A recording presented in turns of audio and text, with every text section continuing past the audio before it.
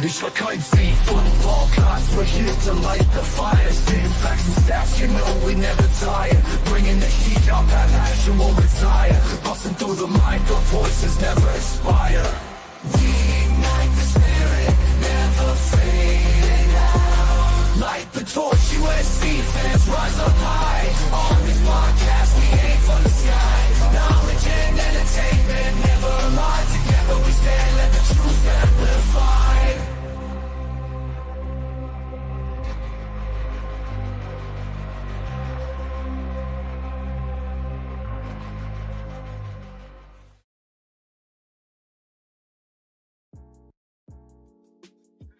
What's going on, Trojan fans? Welcome back to a live episode of the Light the Torch podcast here. So it looks like it might just be a two-person show today here. Raul might show up here, and maybe B Jones if he's able to get in here. Oh, look, he's already here. Okay, never mind. He's already booing the show. I bet he already hit the dislike button too, but it is what it is. But all right, so just a two-man show for right now. So we got some stuff to talk about, some recruiting updates, and we'll go through a little preview of Purdue, and also maybe talks about some of the on3/rivals rankings here. There was kind of some confusion in how they were going to do some rankings here. Oh, and look, the man is here. So Raul's here. So, but yeah, let's go ahead and get the guys real quick. Let's introduce them. So, of course, to my right we have Guns. How's it going, Guns? Doing good, guys. Fight on. How's CFB 26 treating you so far? It's going really well. It's going really well. All right, and then we got Raul Flores right below me. How's it going, Raul? Right on, fellas. It's going good. Just was running a little late due to work, but you got here. stuck in and out drive-through. Man, Kristen, since he's been clowning me on that, I don't think I'll ever go to In-N-Out again while I have a show. But I've never been to In-N-Out when I was at the show. No, I'm saying I've never been to In-N-Out while I was at the show. Okay. I was going to say you've never been to In-N-Out. How is that even possible living in California? No. I've been there plenty of times to In-N-Out. You see me, man? I'm a big guy. Okay.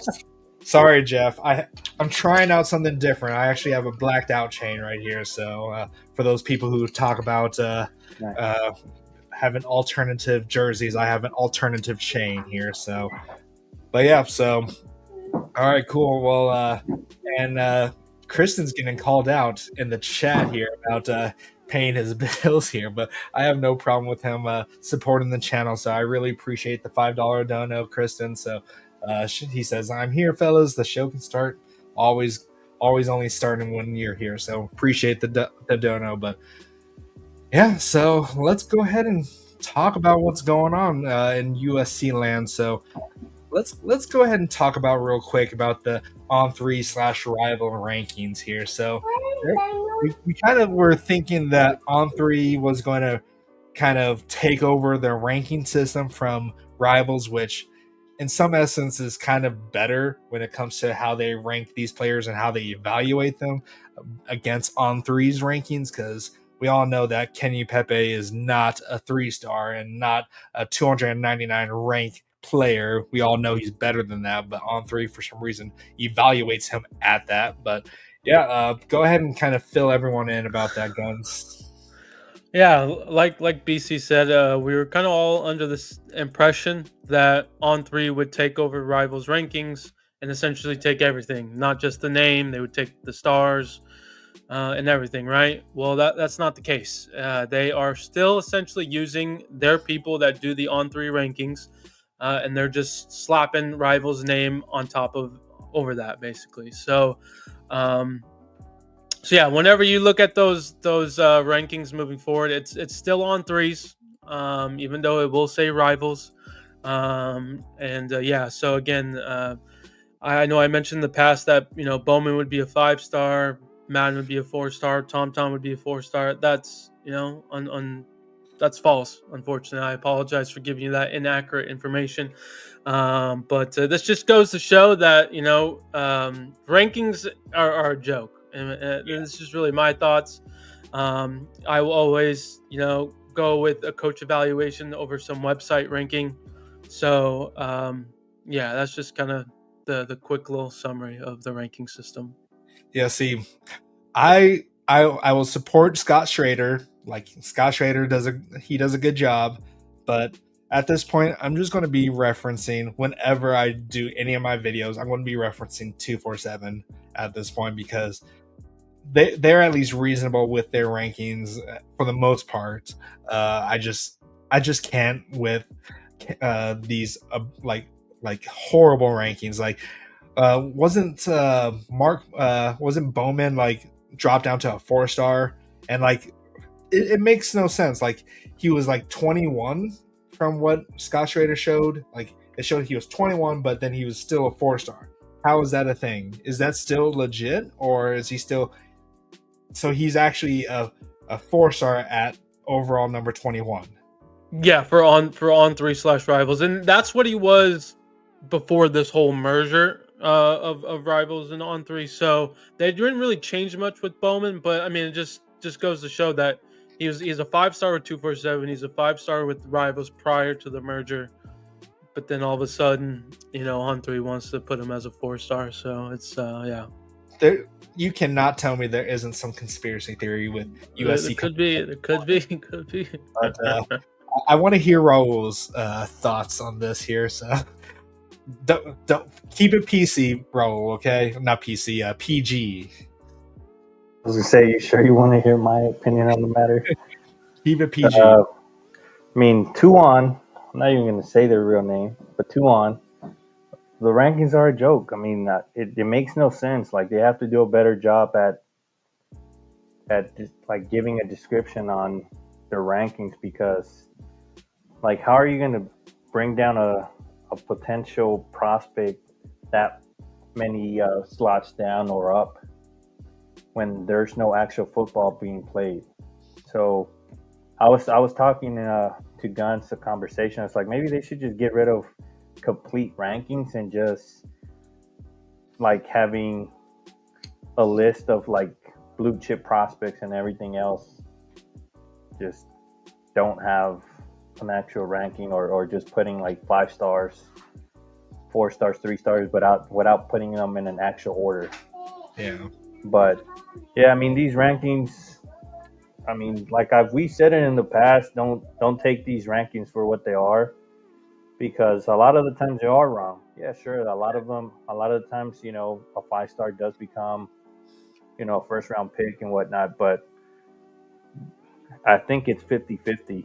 Like I have no stats, but I feel like a lot of these rankings don't pan out, and a lot of 3-stars end up being 5-stars and first-round picks, or vice versa, 4-stars. So I just go with what the coaching staff believes. If Riley and staff thinks that Tom and all these players are well deserving of being at USC, that's all I care about.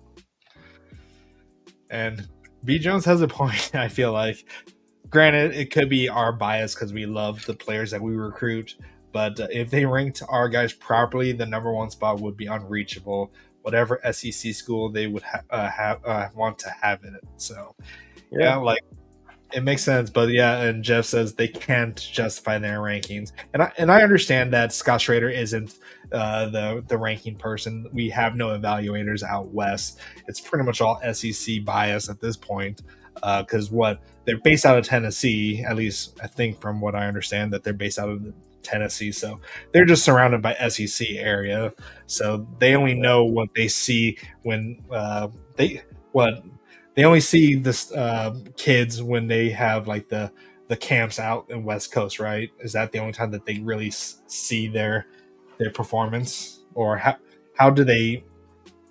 Yeah, I don't even... I mean the rankings are a joke, and if it wasn't for Scott Schrader, I don't think as a USC fan, On 3 would be worthless at this point right now. No, yeah, like following them or whatnot.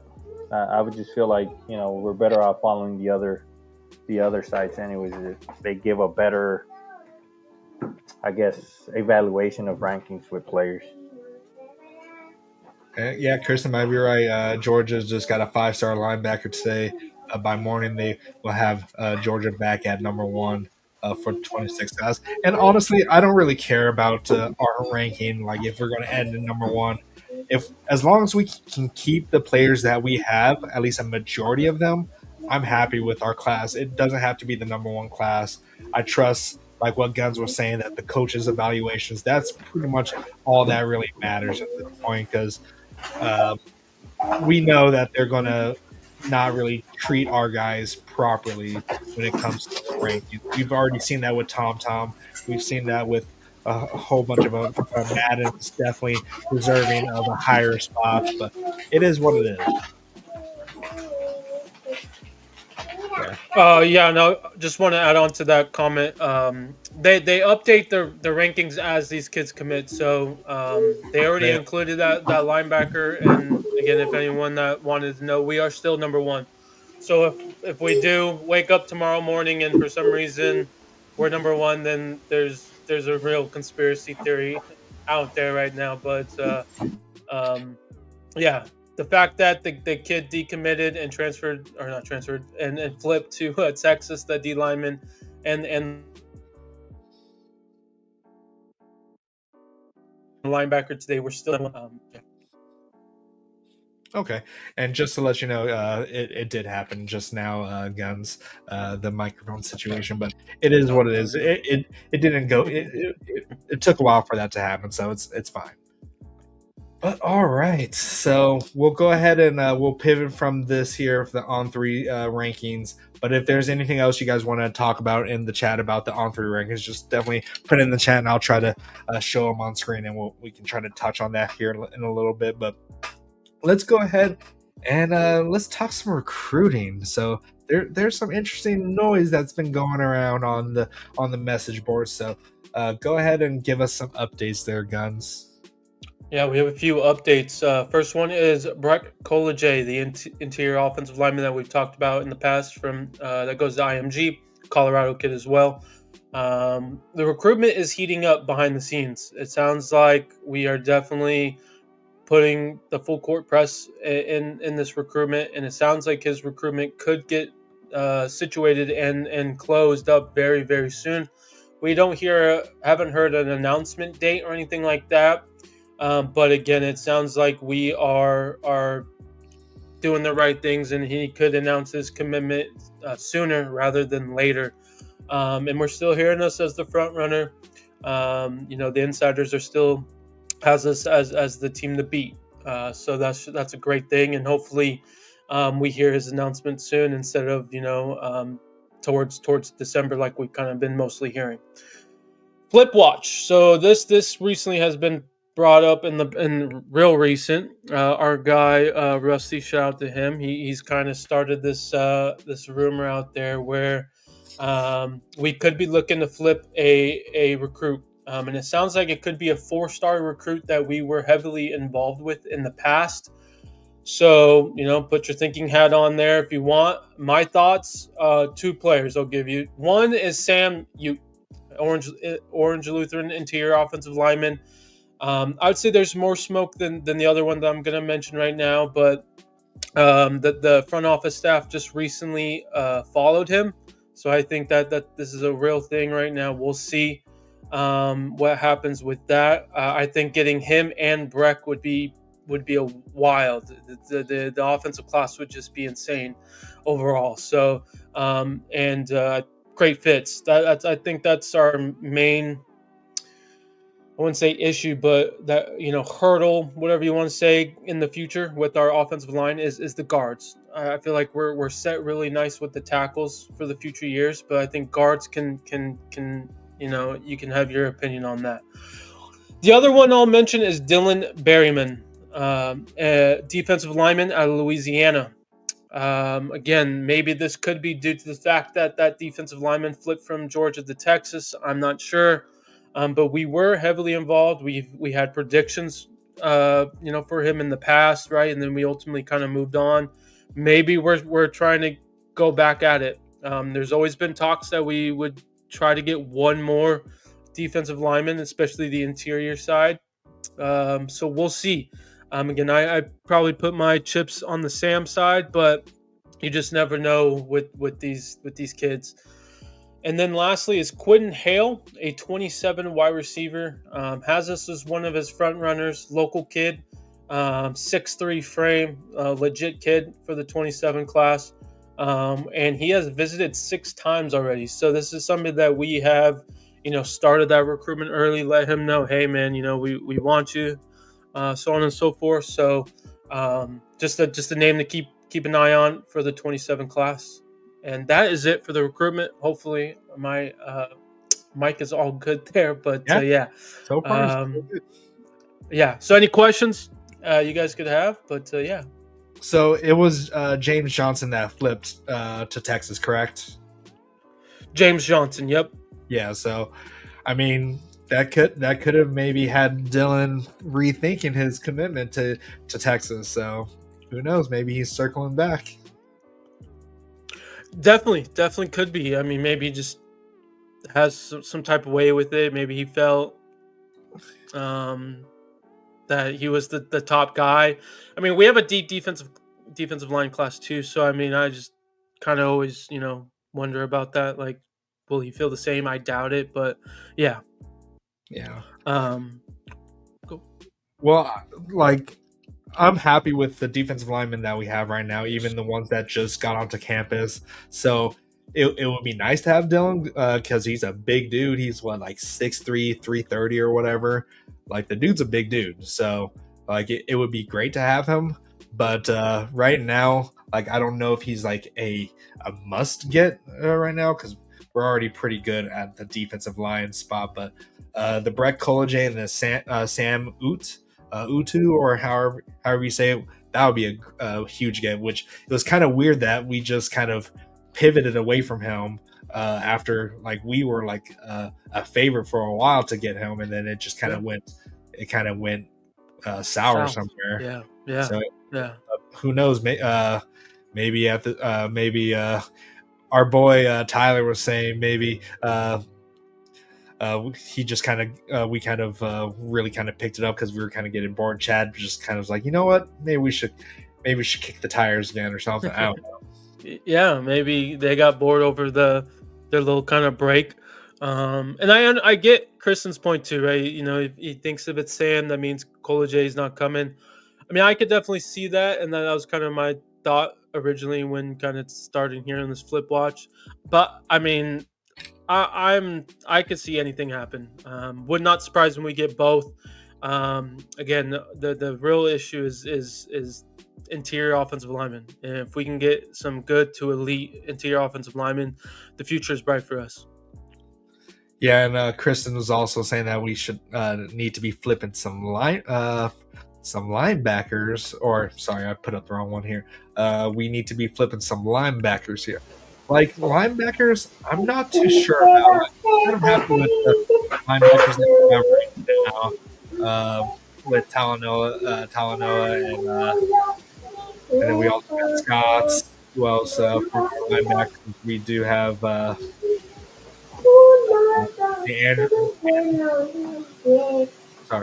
Sorry, is that Rolls? Okay, I was like, what's going on? But yeah, we also have Tabo for the linebackers. So I think we're pretty good at linebacker for right now, but who knows?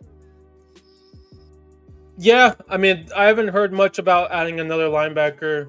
I definitely feel like they're content with the 3 linebackers we have, right? With Sean, Illy, and Taylor. Sorry, Johnson. Wouldn't hurt, right, to get another one, but again, I'm content with what the coaches want, right? If they feel comfortable, I'm comfortable. So, and add on real quick, right? We got Tamari Robinson, right, from the portal. He's a redshirt freshman, sophomore. He's a relatively young kid still, so he's gonna have at least 2 to 3 years left in his eligibility, right? So I mean that's probably why a Chad Bowden was looking at a kid like that, right? So he can look at the future and not focus too much on a lot of high school linebackers. Yeah, that is true. But either way, like, we did talk about that we wanted 35 at one point. That was like the max that we would probably take. So who knows? Maybe we kind of circled back to Sam and got possibly get him. I mean, can either Sam or Breck play center? Because we're kind of in the need for really a center position as well. Cannon Smith is going to be our center, Okay. kid from Colorado. So you never know, though, right? I mean, I think these kids have some versatility in them. Maybe they can even go outside sometimes to tackle. I mean, they're probably not as tall, but I mean, you just never know.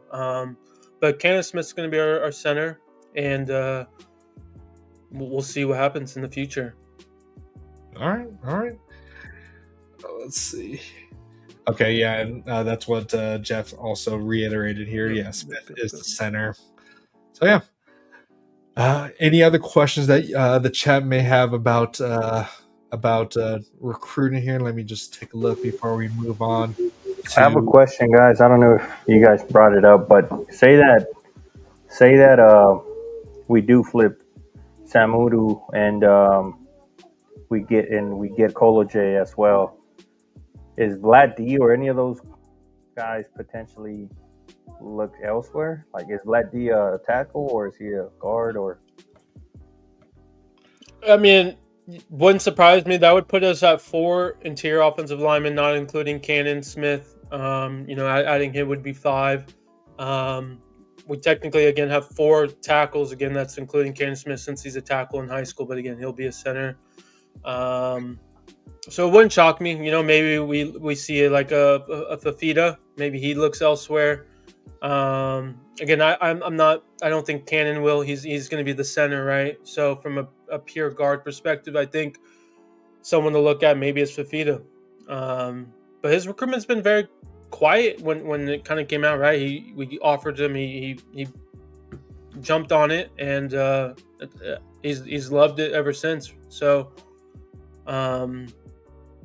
you just never know how these kids are going to feel, obviously, but I don't think the staff's going to try to push these kids, right? Like going back to this whole, when you're commit, you're not going to go on your visits and stuff like that. That's a two-way street, right? Like the staff is going to be committed to them and vice versa. So I personally just don't see them pushing a kid out.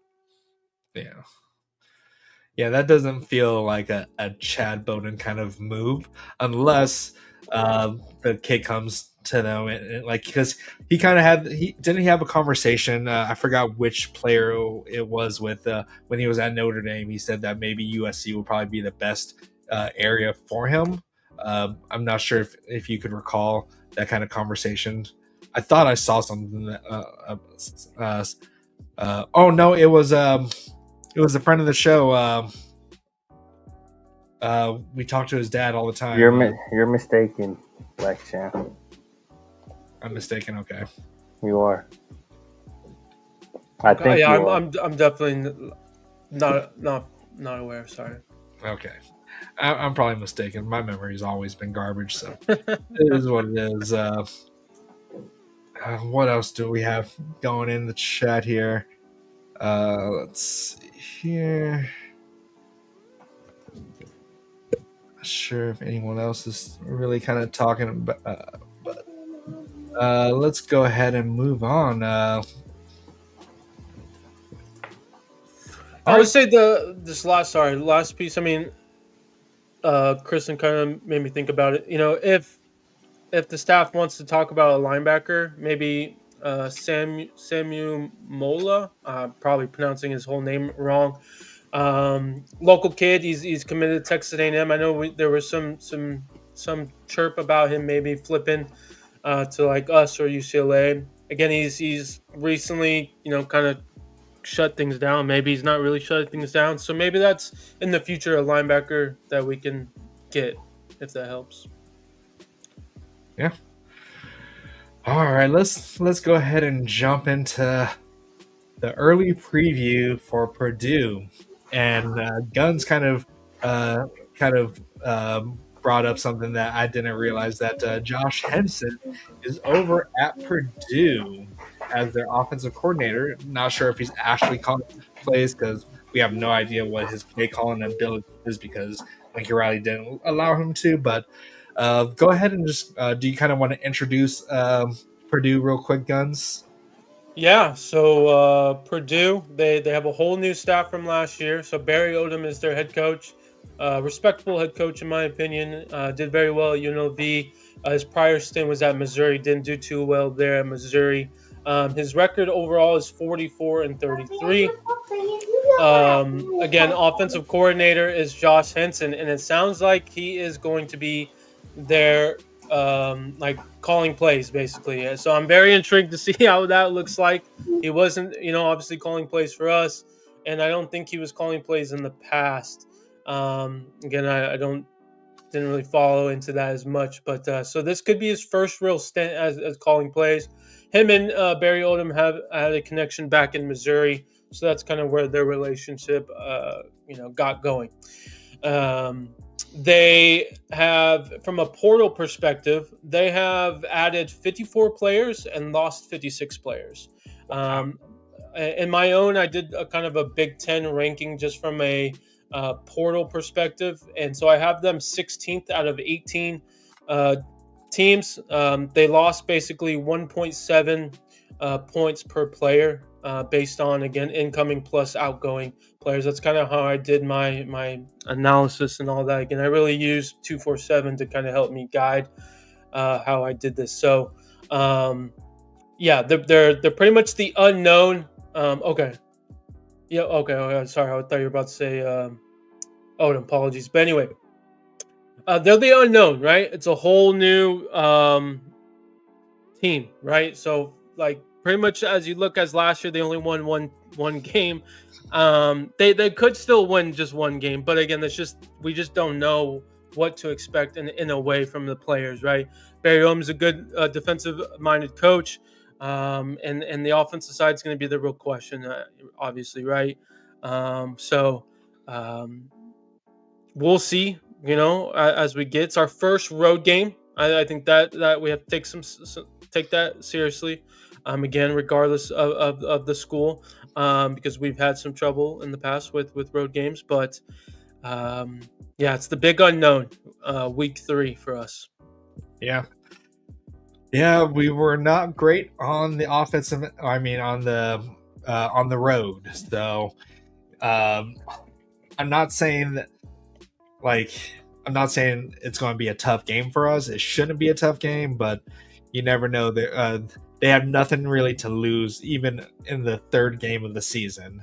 They're just trying to make it through the season. Hopefully, kind of get a little bit more tenured and probably gain some momentum going into next year, because this is, like you said, this is a whole new coaching staff, and so we'll definitely see with how they are. And I'm not sure what their kind of schedule looks like, but last year they were pretty much god awful on every facet of the game. Like, for last year, let's see, they were total offense 127th ranked. They what 299 yards per game. Rushing offense 110th, passing offense 113th, scoring offense basically last at 129th. They were averaging 15.8 points a game, which is awful.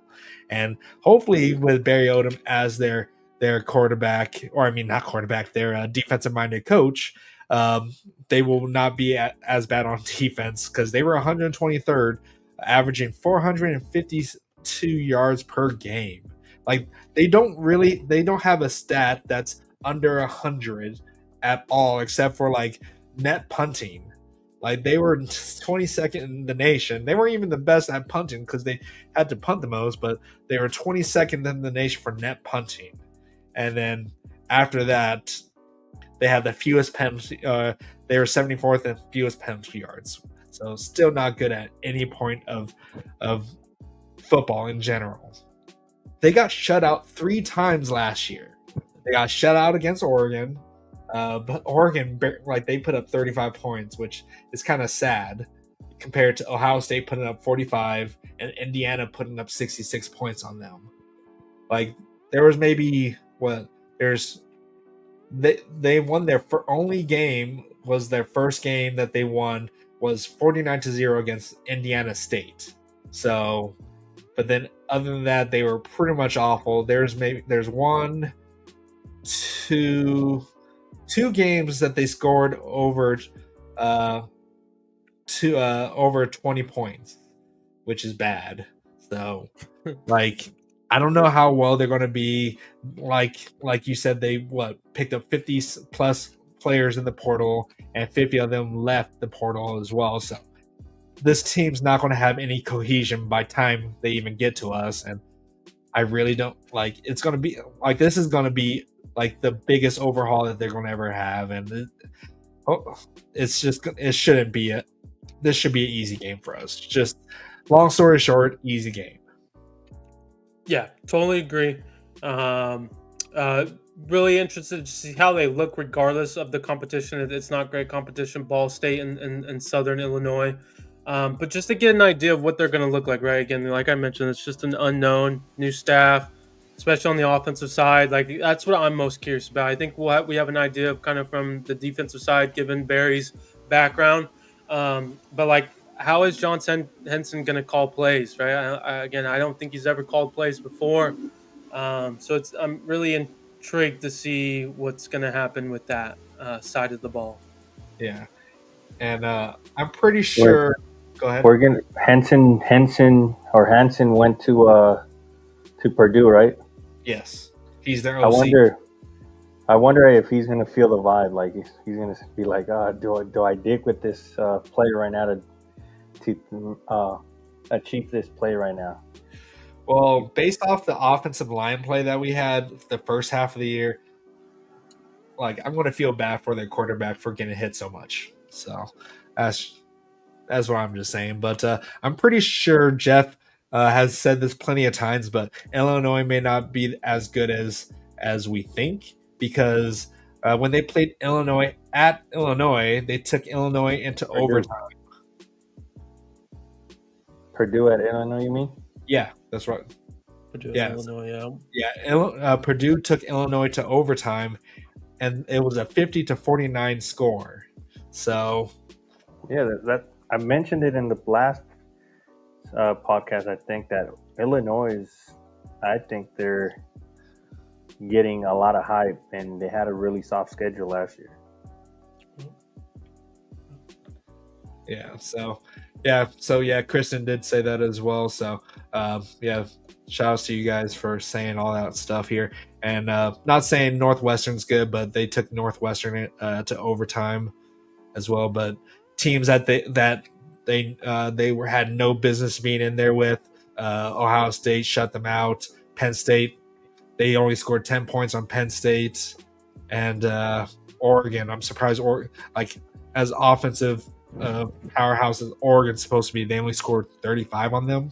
That's bad. So Wisconsin did put up 52 points on them. So that's crazy that Wisconsin was able to put up that much. So absolutely. So Kristen said Henson called plays at Missouri. I didn't even know he had a stint at Missouri, but good for him. That's where they had the connection with him and Odom. So they cross paths at Missouri. Yeah, so maybe that's why the whole stint there at Missouri didn't really work out well. Maybe from the offensive side again, I don't remember much in the past, but yeah, called plays for Drew Lock. That's interesting. That's why Drew Lock didn't last well, and he had him as his offensive coordinator. Poor guy. But let's see what else here. Yeah, Notre Dame put up 66 points on them, so we'll see what their defense looks like this coming season. But I still feel like even with Barry Odom being an defensive-minded coach, I still think that he still shouldn't be able to keep up with our offense, especially if Jaden Mayava is a step up from last year at this point. Yep. Anything else you guys kind of want to touch on? Like, who's their starting quarterback? Guns. Do you have who their starting quarterback should be? I don't know. I mean, they added 4 quarterbacks in the portal. Yeah. So maybe they let each of them battle it out. I don't recall seeing a an announcement or anything like that. So we'll see unless we can find some on Google real quick. But yeah, it's complete overhaul. They added 4 edge players, 7 interior offensive linemen, 4 tight ends, 5 safeties, 9 wide receivers, 6 corners, 2 punters, 5 defensive linemen, Sheesh. 4 quarterbacks, 2 tackles, 5 linebackers, and 1 running back. So it's a it's Both a, teams? a really really big class. Again, obviously they lost 56 players, so that's why they had to add 54 so they can get as close as possible. But yeah, So it's it's a a brand new wild team, and situation. yeah. So wait, does he have a son? Like, because I'm looking at Odom? a yes. Because I'm looking at a depth chart here, and there's this guy named Garrett, yeah, Garrett Odom. So and he's a quarterback. So I'm not sure if that's his son that he has. Wouldn't surprise me. So He is yeah. brothers with our former linebacker coach, Brian Odom. So Okay. So maybe that could be his nephew, maybe. But from what I'm seeing, from maybe what not. their depth chart is looking at, based off of this here, I'm seeing that Ryan Brown is a redshirt sophomore, could be their starting quarterback based off our lads. I don't even know if this is a credible source at this point, but uh, yeah, Charles Ross. Wait, was Charles Ross with USC? Yeah, that is one of the. Yep. Yeah. So he's over at Purdue now. Yep. Oh, So okay. is Michael Jackson. Yeah, Michael Jackson's over there as yeah, well. he's there. Interesting. Yeah. So couple familiar faces. Yep. Hmm. I'm sorry you guys had to go there, but I'm sure Josh Henson kind of recruited them maybe uh, via the portal. So Yeah. I mean, good for them. Like Michael Jackson the third, I hope he does well because he went to Georgia from USC, right? That's correct. Yeah, so that could be an interesting one though because he had all the potential. Like he had he had a good game against Cal a couple years ago, right? Yeah. Yeah. I felt like he was solid in his role. Just seemed like every time we wanted to do like a bubble screen or a wide receiver screen, he was the man to go to. Like he would obviously catch it and get some yards for us. So like I enjoyed him, and again in the role that he was at. So it sucked to see him leave. Let's see. Let's see what the chat is saying here. No offense, but I only remember him because of the name. Walter says, "No, how good, know how good a defensive coach you are. The question is, do you have the players on defense to execute your scheme?" Facts. That is true. Georgia does nothing with receivers yet. That is true. True. Let's see here. What else is the chat saying at this point? Yeah, like other than that, like I'm looking at their roster, I'm not seeing anyone that I'm. Oh, Tony Grimes is there. Yep, because he was at UNLV, so he followed him. If you remember Nitro Tuggle, he was the Georgia wide receiver, right? They do nothing. He was actually the name is probably well known in the social media just because of his name, but he's at Purdue now. So I mean, they kind of took a few Georgia players, to see what they can do with them. Is But this yeah, like a that's last about it. chance to you at this point? Yeah, exactly. That's No, If, no, yeah. if, those uh, guys. I'm just saying. if Zach Branch doesn't work out at Georgia, he may follow suit. Well, Georgia Right. thinks that Georgia's been hyping him up, so we'll see what he does. I with hope it. he does well over there. That's one of the guys that wish him well. Yeah, like Right. him and his brother. I hope they do well. So, but yeah, all right. Is there anything else that we kind of want to add on to this here? Because I do kind of want to touch on some of the rankings that On3 has been going on, or Rivals has been saying about the quarterbacks and the overall everything. Yeah, But, I mean, real quick, I know it's not related to Purdue, but Mr. Ragland wanted us to kind of touch up on the Nick Saban talk. Where is that? It's kind of rolled up there, but so just kind of give you a quick history. Greg McElroy, the former quarterback for Nick Saban, started this rumor that maybe Nick Saban wants to come back to coaching. And then Kirby Smart at his media day kind of shut that down. Said that he doesn't see him coming back to coaching. And then Locked On Big Ten did an interview, or not interview, sorry, a video yesterday or the other day about if we don't do good and Lincoln doesn't do good, that Nick Saban could be the coach for USC. I mean, personally, I don't agree with that. I just don't see him coming to the West Coast. I don't see his wife agreeing with that. And first off, in my opinion, they seem very, again, like Southern, like lifestyle, basically, right? They love this Southern stuff. And I just, again, respectfully, to me, yeah, go ahead. I was gonna say respectfully, just sorry to cut you off there, Guns, but no, you're good.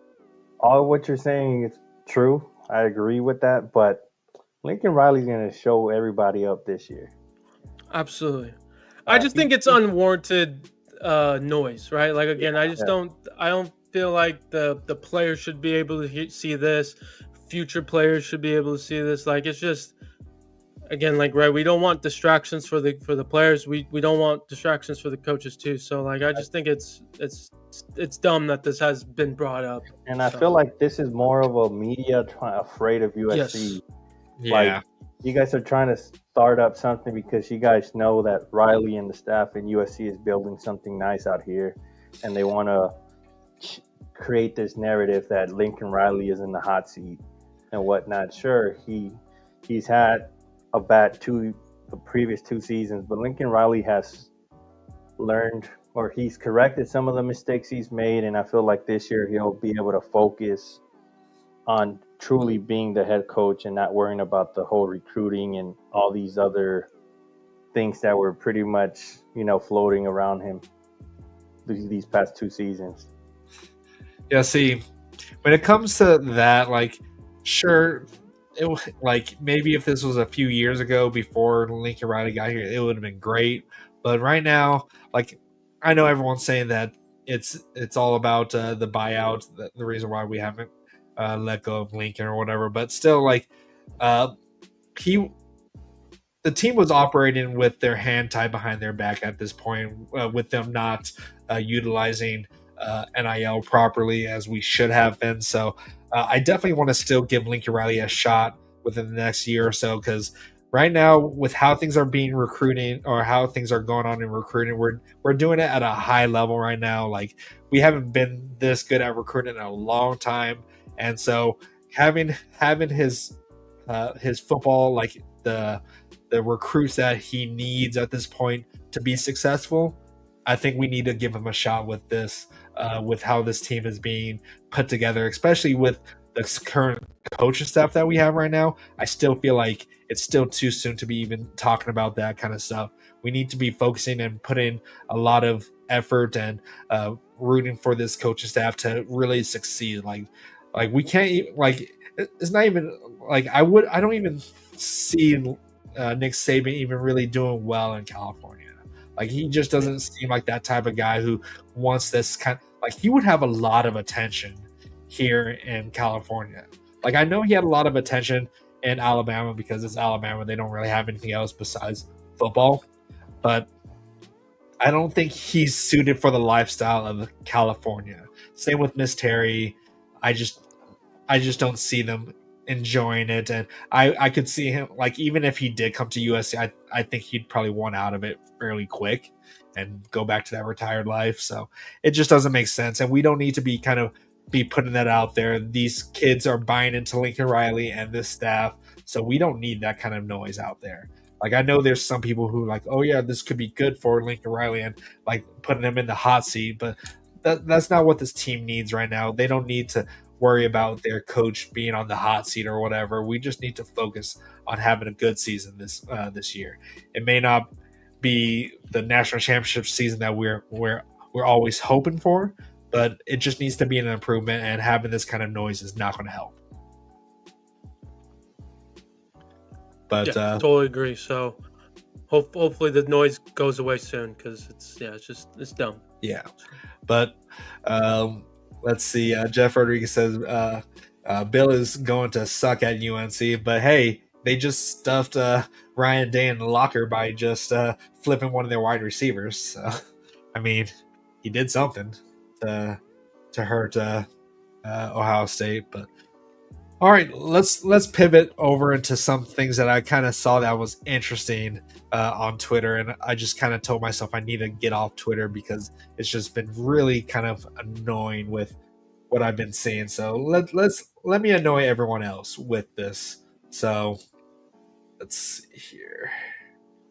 And then where you look for that, wasn't it Juju's birthday recently?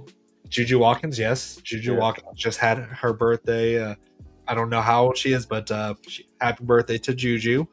But this here, so or Rivals / On3, whatever you want to call them, they put out a top 10 quarterback for Rivals 300. And do you see someone missing at this point?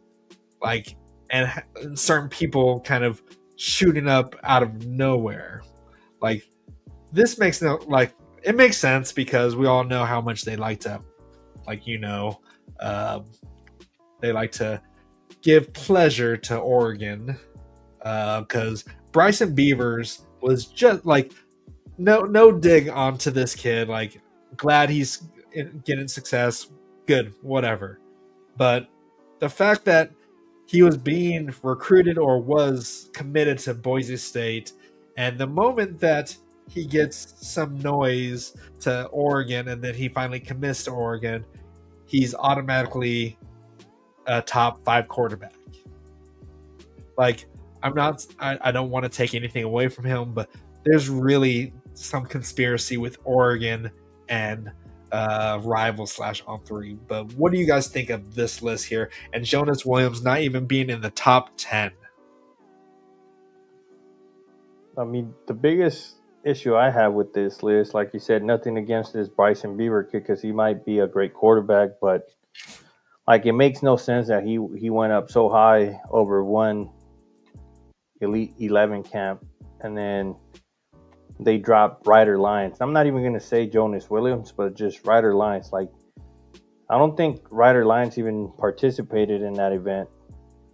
And the true football, when you play out there in the field, he's been balling and he's been doing great.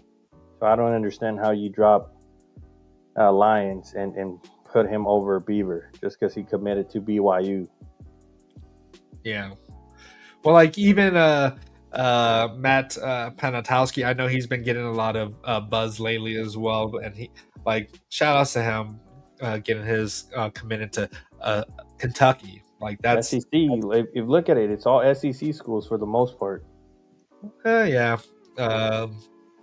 Besides, I don't even know who Jake Feety is, but shout outs to him doing his thing over there. But yeah, it just kind of is so weird that he just magically just shoots up this far. And Ryder Lyons, the moment he commits to BYU, he's below him. But we all know that Ryder Lyons is, like, based off what I've seen, he's a better quarterback than Bryson.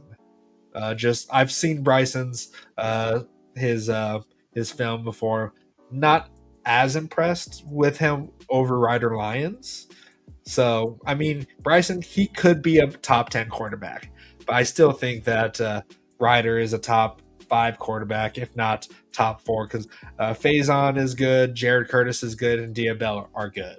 So I have no problem with them being in the top 5 itself, but Ryder definitely needs to be in that top area.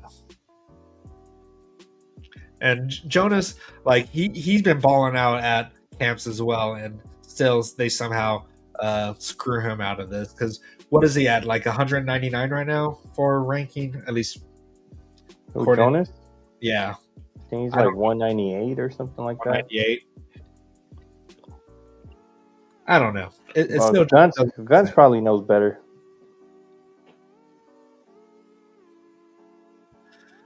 Guns. Do you know? Let me. I'm just going to look at. I'm going to look at 247 since 247 actually makes sense. Off the top, they're probably, 247 moving him down because he's a young kid. He's one of the youngest quarterbacks in the whole class. So I'm just assuming that could be why he's getting jumped down so much. So 247 has him at 180, and he's a top 12 quarterback according to them. So it is what it is, but I still think that there's still some conspiracy going on with Oregon because they just love to glaze Oregon. But let me see if I can pull up the next one that I kind of want to touch on here, unless you guys have any other questions about that kind of ranking before we get into the next one, which I also think the next one's even more egregious than this next than that other list. All right, forever hold your peace. We're moving on to the next one here. So the next one here is the Big Ten rankings of quarterbacks, and this one was posted by On3's Twitter channel here. But I understand maybe the top two quarterbacks here based off their ability to since they're tenured with their schools, but so the Big Ten rankings, according to Andy Staples, whatever. I don't really care to watch his stuff with Ari and all that stuff here, but so he says Drew L.R. number one quarterback. Fine, I have no problem with it. He's been with Penn State for 5 years now, or 4 years. Luke Altmaier, he's tenured. Fernando Mendoza, he came from Cal, right? Yep. So he came from Cal. Nico Iamaleava, he has experience in SEC, so that's probably why they're giving him that, because he's from SEC land. Dante Moore, played 5 games at UCLA. Granted, it was Chip Kelly, but we saw what Chip Kelly did with Will Howard as the offensive coordinator at Ohio State, and he was a top quarterback. Why didn't he, sure, he may have, UCLA has some decent wide receivers at the time that Dante was there. They had Kyle Ford at the time, I think, when Dante was at UCLA. So he was with us. He came back to us. Okay, wrong on that. My bad. But still. But yeah, Dante Moore over Jaden Maiava. How do you justify that? Let me finish going through this list here, Raul, and then I'll let you get your licks in on Dante Moore. But having him over Dylan Raiola had a pretty decent season. He had a pretty decent season. I expect him to take another step forward, especially being in the offense again. Dante Moore has not had a full season of starting experience, and he's in a new system at Oregon. I think they're only just giving it to him because of his the wide receivers that they have over at Oregon, which I still don't think are even the greatest wide receivers. Julian Sand has not started. Sure, he has a year at Ohio State, great. But then Bryce Underwood just got on campus. If you haven't seen his spring game, I don't think it really showed much about him, but he was the highest rated player and for last year's recruiting class. So whatever. I don't even think he should be in the top 10. And then Desmond Williams, I think he's kind of slept on. I think Desmond Williams might be good. And Mark Gronowski, he's a transfer from an FCS school, right? From Montana State, one of those FCS schools. He was a powerhouse in the FCS level. It's FBS now. It's not FCS, it's FBS. So I still don't get it, but how is Jaden Maiava not even a top 10? South Dakota State. Thanks, Jeff, for that. How is Jaden Maiava not in the top 10? Sure, he had some turnover issues here and there, but he still had a winning record when he was a starting quarterback, and he did good at UNLV. It makes no sense. So I'll go ahead and let you, Raul, get your licks in. So go ahead, Raul. Yeah, I was just gonna say like the list is complete garbage based on just the order and the rankings they have. Like, if that's what you think prospects wise, like okay, that's what you think that prospects, that's the order you want. Sure, whatever. You're entitled to your own opinion, but if you're gonna say the big QB rankings, like how do you justify putting these players that have not played a down over Maava, that he's going into his third season being a starter? His freshman year at UNLV, half of the season last year, and then this one will be his third. How do you put Dante Moore, Julian Sane, Bryce Underwood over Maava? It just makes no sense. Yeah. I think the reason why is because Nico beat Alabama when he was at Tennessee. Granted, it was their run game and their defense that beat them. So I'm okay with Nico being on top over Maava. He started or whatever. I mean, it's debatable, right? Like it's entitled to your own opinion, but well, how do you justify Dante Moore, Julian Sane, and Bryce Underwood when they're not even have played a one snap, or the other guys have not played a snap, and then Dante Moore sat all last season, and when he did play, he looked terrible at UCLA. Yeah. Like I think Desmond is definitely underrated. So, like I think I totally agree. Yeah. I think he should at least be higher up on this list. Like out of 18 teams that are at in the Big Ten, we have 18, right? Yes. Yeah. Like he's definitely better than Bryce Underwood because he's actually played a snap. He's better than Julian Sand, who hasn't played a snap. Sure, he's been in college for a year, but he hasn't played a snap. But then, what was it? Anthony James said Jaden was the Mountain West Freshman Offensive Player of the Year compared to Dante being mediocre as a freshman. He was mediocre, and he just froze up. And then Nico Iamaleava, if you watch his tape at Tennessee, he overthrew a lot of players. And he kind of made some, like, there was a time where he kind of ran out of bounds. I forgot what game it was, but he ran out of bounds well before the first down line was that in the bowl game? I can't remember what game it was, but there was a game where he kind of made a poor decision. But I'm just saying, like, Nico, like, he may be a good quarterback, but I still don't think that UCLA's offense is going to be even anywhere good with the weapons that they have. Yeah, like, but this is just going off of the QB play. So, because we got to look at it that way, because if not, just... Even QB play, though, I still think Nico is not anywhere, like, in the top 5 in QB play. If you go based off what he did last year, it's not worthy. At least Jaden Maava pushed the runner-up of the college football playoffs to the fourth quarter, and just a few poor plays that he had, like they were sweating going into that fourth quarter.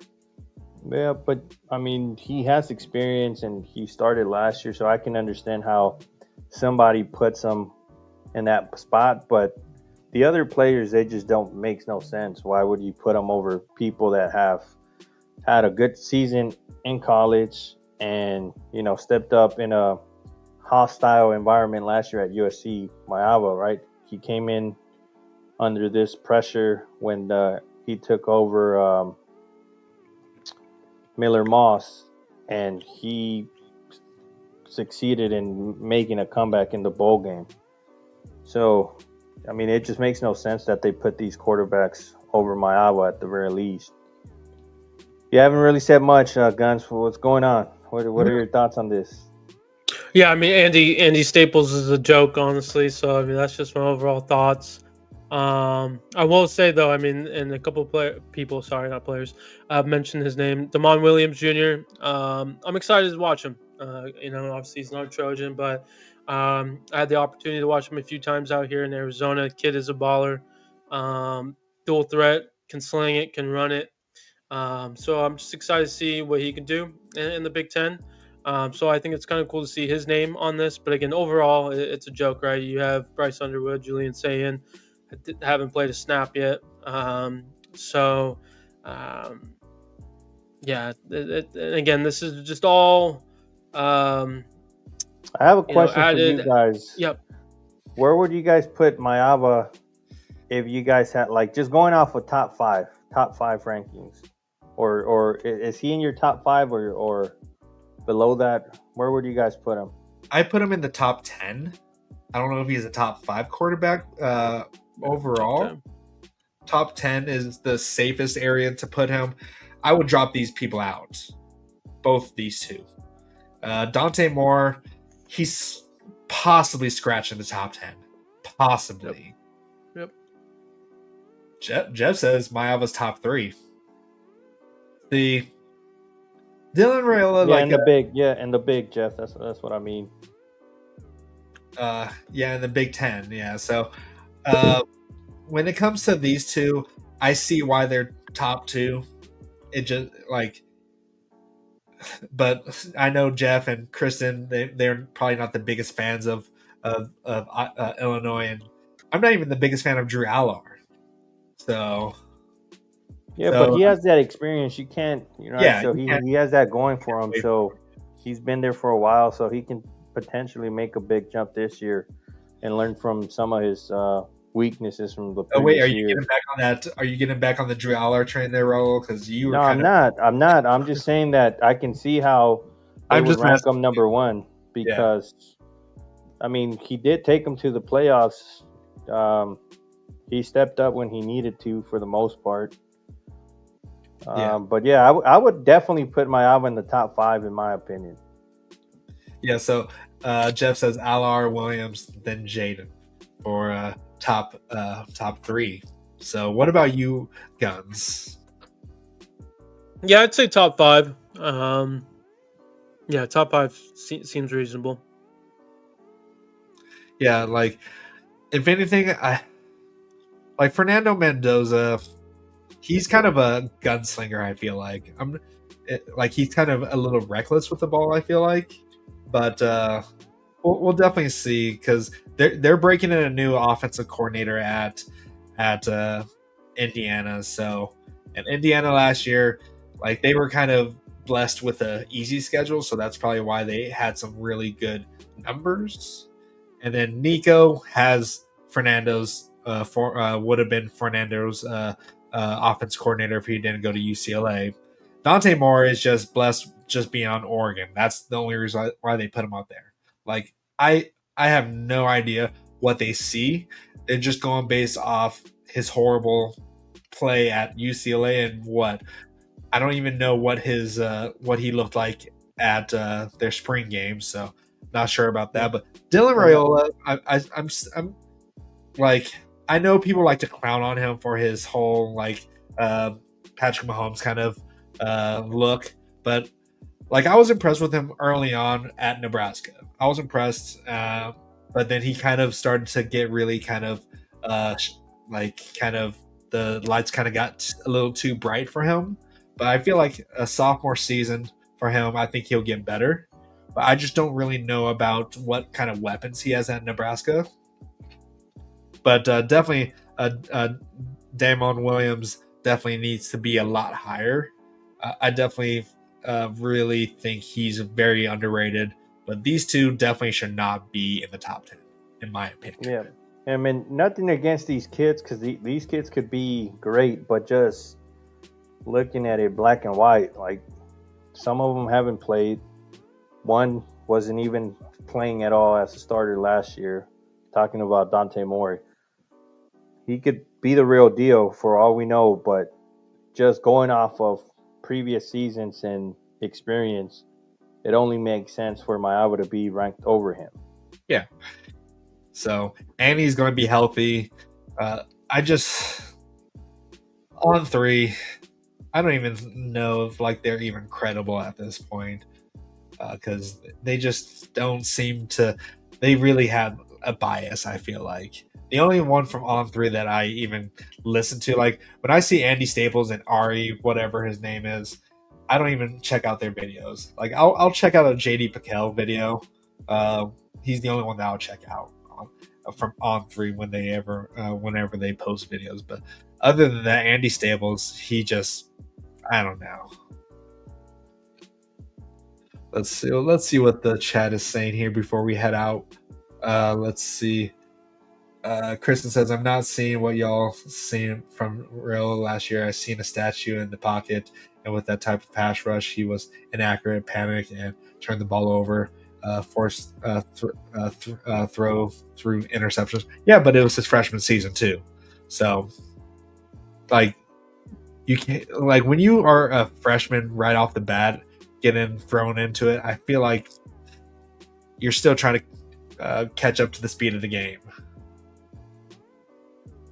I will say, I mean, I've had the opportunity to see Dylan as well in high school, and I mean, I think Kristen kind of hit the nail on the hammer, or whatever you want to say, a coffin. I don't even know what the phrase is anymore, but I think he's saying it correctly. I mean, every time when pressure got to him, became a statue, became inaccurate, and turned the ball over. So again, it's a good fair point, right? It's a freshman; you still have to get used to the speed, but I mean that definitely just could be who he is. So we'll have to see, obviously, this upcoming year.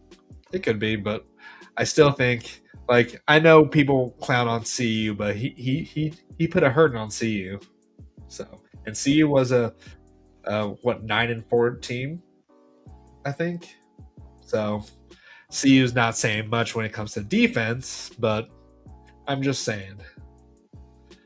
But let's see what else the chat's saying here. Let's see. Oh yeah, what's the dude from Michigan? The one drafted Sam Darnold took over. Yeah, JJ McCarthy. Pretty sure Jeff said that here. JJ kid threw like 200. Yeah. Let's see what else here. Okay, Guns and Kristen are best friends. Whatever. Let's see. Damon, if Jaden Mayava has the season I think he's going to have, he'll be the number one QB in the Big Ten. Like, he has all the intangibles that I feel like a lot of these other players don't have. Like, he's more mobile than a majority of these players, I feel like, when he's healthy. So I'm not sure of the mobility of a majority of these players here, but I feel like based off what he did at UNLV, he was very mobile, and he was kind of hindered by injuries a little bit from what we understand. What do you guys think about based off his intangibles compared to the rest of these players? For Mayava? Yes. I mean, he has all the tools. He just has to get the mental game on point. And if he can do that, I think he has the potential to be a first-round pick, to be quite frank with you. He's got the arm strength, the size, some mobility to him. If he can get that mental game right, the what's that saying? The sky's the limit, or something like that. Yeah. And shout outs to Tim Pringley giving us his early predictions. USC 33, Purdue 10. That's pretty good. But yeah, we saw a glimpse of his mobility in that Utah State game. Like, I'm not sure if he was kind of injured afterwards, but we saw his kind of escapability. A lot of people kind of started like, oh my God, that was kind of a Caleb-esque kind of play when he at the goal line against Utah State. But I don't know. And wasn't Mayava, I think I remember one of you guys mentioning it in the past that Mayava was coming from a knee injury or surgery the year prior, right? Yeah. And Kristen, I did say their defense was awful, so you don't have to put that in there. I did say that already. And don't at me. I'm not even in the chat trying to at me here. But let's see. Tim says I spent about 10 seconds on that prediction. What can I say? I know you're is Purdue like a make a wish for them? You're giving them 10 points. Yeah, I mean, the only thing last I'll say on Jaden, Rel said it perfectly. Mental side definitely needs to improve.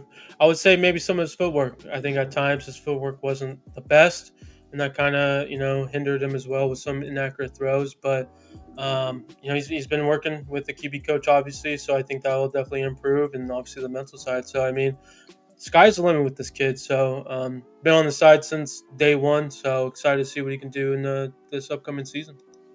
See, Jeff says some sacks. I expect a lot of sacks.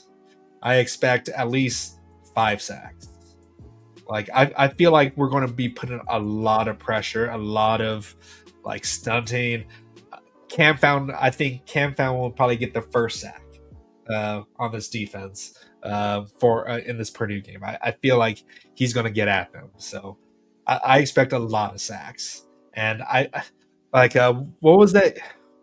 Who were we playing when we had like 3 pick sixes? What game was that? Like, do you remember it was like the first game of the year and we had like 3 pick sixes? In the chat, if you guys remember that game, I know there was at least 3 pick sixes in that game, and it was a hot day too. This was last year, or what are you talking a few about? years ago, right? Was it Stanford? No, I don't remember who. It was. I was at the game. I was actually at this game. It was the first game of the season, and I think this was maybe when we had Sam Darnold at the time, or maybe. Utah State is Marcus is saying. I don't know if it was Utah State. Rice, maybe it was Rice. Actually, it could have been Rice. That sounds kind of right. Yep, this happened against Rice in 22. It looks like we had. Okay, yeah, I was at that game. I feel like we should have a dominant kind of defensive performance, kind of like that when it came to like turnovers. That was the year that we had like the most turnovers in all of this. Was that Caleb? No, it wasn't Caleb's first season, was it? No. If it was 22, it wasn't. Yeah, it wasn't that then. But yeah, like that's the type of season I expect out of the defense. I think we should be really good on turnovers this year. What was last year's 25? Yeah, Shane Lee had a house call. Actually, it might have been. Yeah, I think it was his first year then. Shane Lee was here. It was Caleb's first year then with us. Yeah. 22, 23. Yeah, because Lincoln Riley's been. Yeah, so yeah, you're right, Tim. All right, so I'm getting hungry, guys. I'm going to call the show right now. I haven't eaten all day, so I'm going to start getting hangry with the chat. I don't want to go off on the chat. Show the Blackie chains. UFC chains. You got to start promoting them more.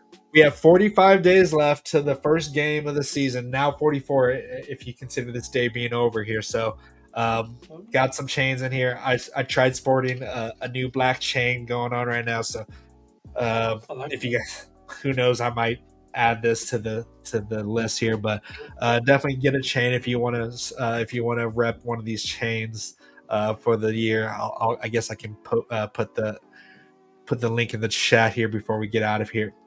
Where to buy? I don't have an actual store here. I just have a link that you can use here. So if you want a chain, definitely cop a chain before the season starts.